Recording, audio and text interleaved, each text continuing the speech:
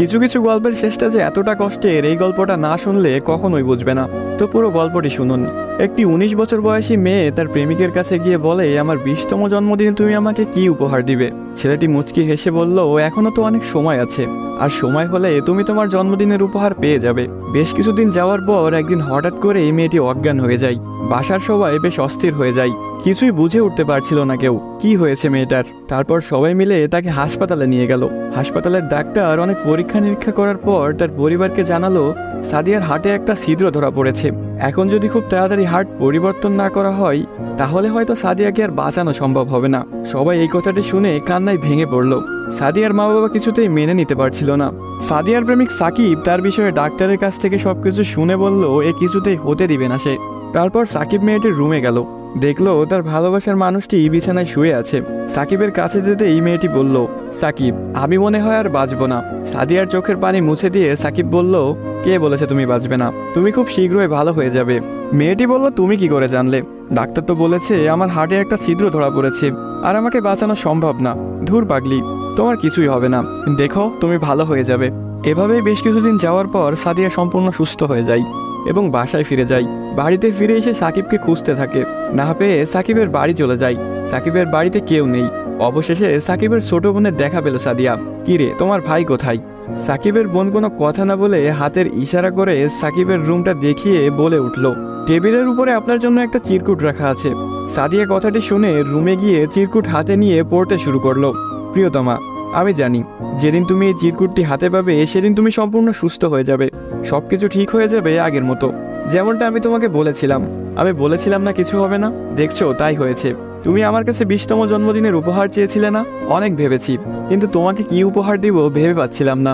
তোমার অসুস্থতার কথা যখন ডাক্তারের কাছ থেকে শুনলাম, যখন বললো একটা হার্ট খুঁজতেছিল, তখন মনে হলো তোমার জন্য এর চাইতে ভালো কোনো উপহার হয় না। আমার হার্টটাই ছিল তোমার জন্য শ্রেষ্ঠ উপহার, যা আমি তোমাকে দিয়ে গেলাম। মন খারাপ করো না, আমি আকাশের ওই উপর থেকে তোমাকে সব সময় দেখব। অতিরিক্ত ভালোবাসা কখনো প্রকাশ করতে নেই, তখন সামনের মানুষটা অবহেলা শুরু করে। আমাদের পরিচয়টা শুরু হয় অনলাইন থেকে। আমি ওরে প্রথম মেসেজ দেই, আর আমার মেসেজ যাওয়ার সাথে সাথে সেও রিপ্লাই দেয়। আর এইভাবে কথা বলতে বলতে আমরা ভালোবেসে ফেলি একে অপরকে। আর এভাবেই আমাদের সম্পর্ক শুরু হয়। আমার বাসা সিলেট আর তার বাসা ময়মনসিং। আমাদের রোজ কথা হতো, এমনকি আমাকে অনলাইনে না পেলে সেও পাগল মতো হয়ে যেত। আর আমি ওরে এতটা ভালোবাসি যে যখন যা বলতো আমি তাই করতাম। আমি ওরে এতটাই ভালোবাসি যে খাবার সময়ও পাশে ফোন নিয়ে বসতাম। রাতে ঘুম ধরলে ফোনে সাউন্ড হাই করে ঘুমাতাম, যাতে সে মেসেজ দিলে আমার ঘুম ভেঙে যায়।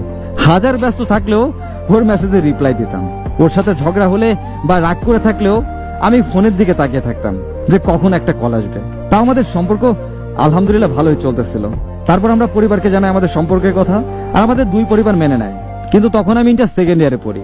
সে জানতো আমার বাবা নেই, বাবা ব্যবসা করতো, আর বাবা মারা যাওয়ার পর আমাদের ব্যবসা দেখতো আমার খালার জামাই। ধীরে ধীরে আমাদের বিয়ের কথা হয় দুই পরিবার থেকে, কিন্তু সমস্যা হয় ওর পরিবার আমাদের কাছে 20 ভরি সোনা চায়। এই কথা শুনে আমার মা ওদেরকে বলে যে আমি দিতে পারবো, কিন্তু দেখেন এত টাকা এখন দিলে আমাদের ব্যবসার অনেক ক্ষতি হবে, যা পরবর্তীতে আমার ছেলের জন্য সমস্যা হবে।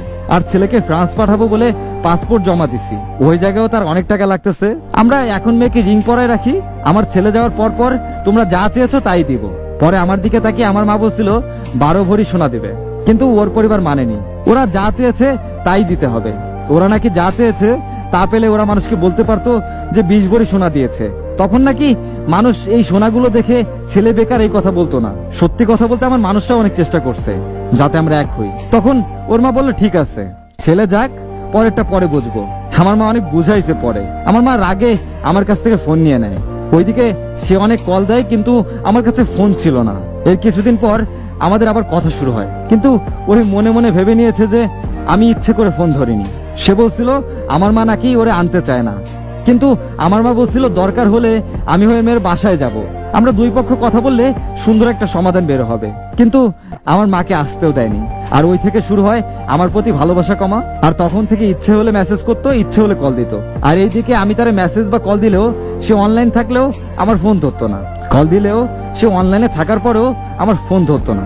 কল বা মেসেজ যখন ধরতো না তখন কেন ধরনি এই কথা বললে সে বলতো তার কাছে এত সময় নেই। আর এভাবে আমাদের ঝগড়া শুরু হয়। কিন্তু সত্যি কথা, তার একটা মেসেজের জন্য আমি 6-7 ঘন্টা অপেক্ষা করতাম। আমি বলছিলাম আমার উপর বিশ্বাস রাখতে পারো, আমি তোমায় রানী করে রাখবো। কিন্তু সে আমার ভালোবাসা বুঝতে পারেনি। হঠাৎ একদিন সে আমাকে বলেই ফেললো আমার জন্য তার ভালোবাসা কমতে শুরু হয়েছে। ওই কথা শোনার পরেও আমি ওরে ছেড়ে যাইনি। ও একটা কথাই মনে মনে ঠিক করে নিয়েছিল, ও আর আমার সাথে থাকবে না। তারপরও শেষ দুইটা কথা বলেছিল, সে যদি আমায় নাও পায় সে আফসোস করবে না, সেটা ভাববে যে আল্লাহ তার জন্য নাকি আমাকে মঙ্গল হিসেবে রাখেনি। সে আরো একটা কথা বলেছিল, আমি কেন এত মেসেজ বা কল দিই, আমি নাকি তার জীবনে গুরুত্বপূর্ণ মানুষ না।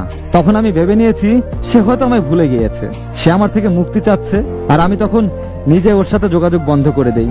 অতিরিক্ত ভালোবাসা প্রকাশ করলে সে মানুষটা তোমাকে অবহেলা করবেই।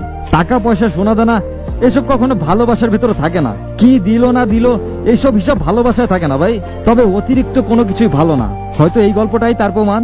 যেমনটা ধরুন মেয়ের মার এত চাহিদা, রাজি তো হয়েছিল ছেলের মা যে দিবে আপনাকে, তো এত তাড়াহুড়া না করলেও পারতো। তারপর ছেলেটার অতিরিক্ত ভালোবাসা, যার কারণে সামনের মানুষটাও চলে গেল। তবে আমার মনে হয় এই গল্পে ভুল বোঝাবুঝিটাই বেশি ছিল, আর অভিমান, যেটাই সুন্দর সম্পর্কটাকে শেষ করে দিল। কোনো কিছু শেষ করতে সময় লাগে না, কিন্তু এটা করতে অনেকটা সময় লাগে। তাই শেষ করার আগেও একটাবার ভালোভাবে সময় নিয়ে ভাবা উচিত, কারণ দ্বিতীয়বার আর প্রথমবারের মতো হয় না। তাই তো বলবো, যে যা করবেন বুঝে শুনে করবেন। বন্ধুর লাশ নিয়ে অ্যাম্বুলেন্সে করে তার গ্রামের বাড়ি যাচ্ছি। সময় কাটানোর জন্য ফোনটা বের করলাম। ঠিক সেই মুহূর্তেই মোবাইলে একটা মেসেজ আসে। আমার সামনেই আমার প্রিয় বন্ধুটি কফিনের মধ্যে লাশ হয়ে পড়ে আছে। মেসেজ করেছে আমার সেই মৃত ফ্রেন্ডের গার্লফ্রেন্ড অবন্তী। আমি মেসেজগুলো পড়া শুরু করলাম। ফাহাদ, আমাকে মাফ করে দিও। আমি যেই বাবার চোখের দিকে তাকিয়ে কখনো কথা বলতে পারিনি, সেই বাবা যখন অসহায়ের মতো আমার সামনে দুই হাত জোড়ে কান্না শুরু করতে লাগলো, তখন সেই বাবার ভালোবাসার কাছে আমাদের ভালোবাসা হার মেনে গেল। তাই আজ 11 দিন ধরে আমি অন্য মানুষের স্ত্রী। তোমাকে কথা দিয়েছিলাম জীবনের শেষ সময় পর্যন্ত তোমার সঙ্গে থাকবো। আমার সব সময় ভয় হতো যে তুমি আমাকে কষ্ট দেবে, হয়তো আমাকে ছেড়ে অন্য কাউকে বিয়ে করবে। অথচ দেখো, আমি তোমাকে কষ্ট দিলাম, আমি তোমাকে রেখে অন্য পুরুষকে বিয়ে করে ফেললাম। জীবনটা বড়ই অদ্ভুত, তাই না? তোমার কি মনে আছে আমি তোমাকে কাঁদতে কাঁদতে বলতাম আমাকে কখনো ছেড়ে যাবে না? তো তুমি হাসতে হাসতে উত্তর দিতে, আমি তোমাকে কখনো ছেড়ে যাব না, তুমি আমাকে ছেড়ে গেলে যেতে পারো। তখন আমি অনেক রাগ করতাম, কারণ আমি তো তোমাকে পাগলের মতো ভালোবাসতাম। তুমি নেই এরকম কোনো পৃথিবী আমি কল্পনাও করতে পারতাম না। অথচ দেখো, আজ অন্য কেউ হচ্ছে আমার স্বামী। রোজ তার সাথেই আমাকে ঘুমাতে হয়, ঘুম থেকে উঠে তার মুখটাই আমাকে দেখতে। মানুষের জীবন এমন কেন যে যাকে চায় যদি তাকে পায়? প্রকৃতির তাতে কি এমন আসে যায়? কেনই বা প্রকৃতি তাদেরকে কাঁদায়? হুট করেই সবকিছু হয়ে গেছিল, তাই আমি ইচ্ছে করেই তোমার সাথে যোগাযোগ বন্ধ করতেই আমার নাম্বারটা বন্ধ করলাম। বিয়ের দিন ভাইয়ের ফোন হাতে নিয়ে আমার ফেসবুক আইডিটাও ডিলিট করে দিলাম। তুমি অনেক কষ্ট পেয়েছো আমি জানি, যার সঙ্গে সারা জীবন কাটাবো ভেবেছিলাম তাকেই শেষমেশ কষ্ট দিলাম। আমার পরিবারের সবাই খুশি, আমার স্বামীটা অনেক ভালো, এখন পর্যন্ত যা ব্যবহার করেছে আমার ভালোই লেগেছে। তবে ভবিষ্যতে কি হবে জানি না। তোমার কি আমার সেই প্রথম দেখা হওয়ার কথা মনে আছে? তবে সেটাই যে প্রথম দেখার, সেটাই যে শেষ দেখা হবে, এটা কখনোই ভাবতে পারি। আসলে মানুষের চিন্তার বাইরে যে কত কিছুই ঘটে, তাই না? সেদিন আমি তোমার সাথে 3 ঘন্টা ছিলাম, কিন্তু সেই 3 ঘন্টায়